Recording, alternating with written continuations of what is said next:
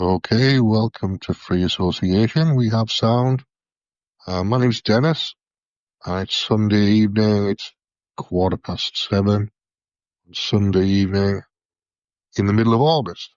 It is pretty much the middle of August now. We're not at the beginning anymore, which means that we're rapidly approaching my birthday in September, which I don't normally think about, but I've just started thinking about. And it'll be interesting. I'm not doing anything. It's my 60th, but I'm not actually going to do any kind of celebration or anything. I'm just going to have a Sunday. I might have a gin and tonic. I will have a gin and tonic, but I don't know where. Probably the Tipsy Cow, I would think. But just one or two. Not a major big deal. I'm not making it a big deal because it's not really. It's just another day. But anyway, I'm anticipating it 6 weeks ahead of time, so it's an interesting birthday, this one, anyway. And I've been in the philosophy group this afternoon on WhatsApp, and we were talking about ideas and how ideas are independent of people. They're not, one suggestion was they're not connected to people in any way, shape or form.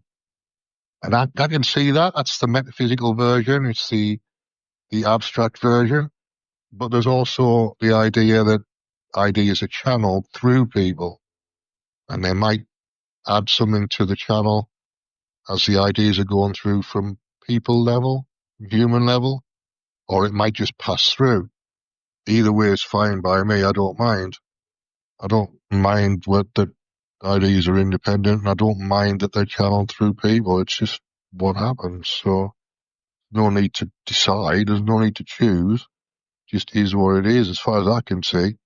But a couple of people were arguing that ideas are completely independent and suggesting that adding people to them is contaminating the ideas, which it's a bit of a loaded word, but it's probably not the best word. So I objected to that a little bit and introduced the word channeling into the group, which they don't particularly like. But it is what it is. It describes the situation, so it is what it is.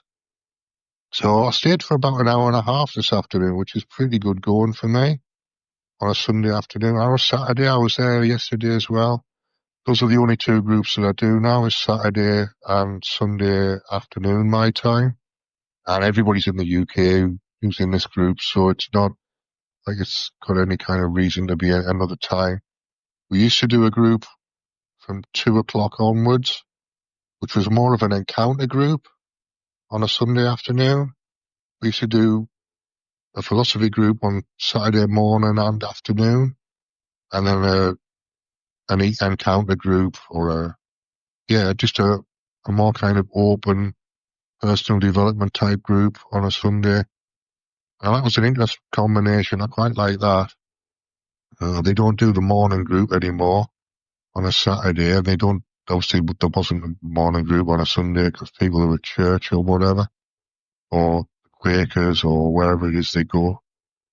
So we've only got this afternoon groups now, which is 3 o'clock onwards, more or less 3 o'clock onwards on a Saturday, till about 6 usually, I think they run. I normally only do an hour or an hour and a half, maybe an hour 45 minutes.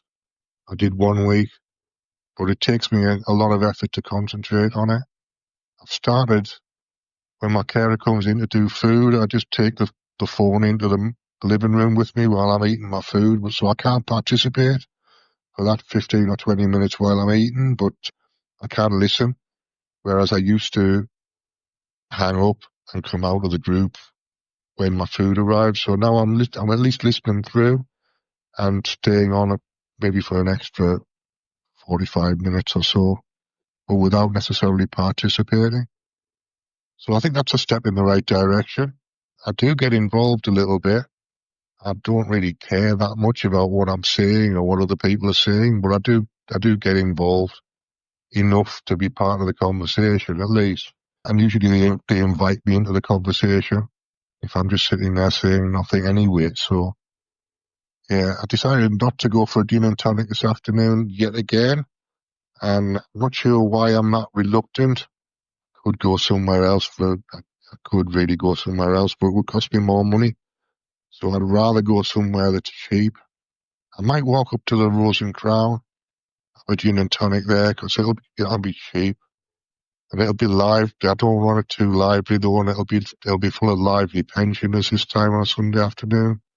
They'll be having some kind of sing along or something. There'll be something going on in there, and I don't want it to be too busy. I want it to be fairly quiet and cheap gin and tonic. That's all I really want. I'm not bothered about the rest of the people in the bar all that much. It's nice to have a conversation with people, but I don't want it to be overwhelming. I'd rather just have my own space. Anyway, that's enough from me for now. Thanks for listening, and I'll see you again maybe later this evening, maybe tomorrow. Who knows?